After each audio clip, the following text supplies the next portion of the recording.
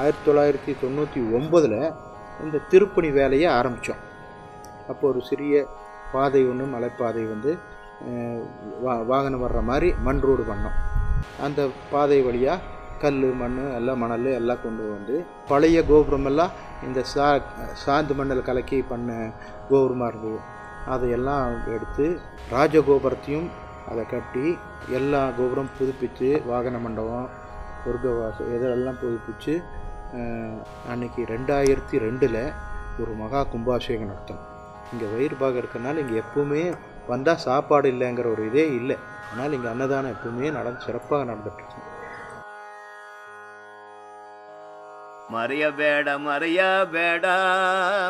ನಮ್ಮ ಪಾಲಮಲ ರಂಗರನಾನ ಮರೆಯಬೇಡ, ಮರವಾದಿಲ್ಲೇ ನಮ್ಮ ಪಾಲಮಲ ರಂಗನದನ ಮರೆಯಬೇಡ.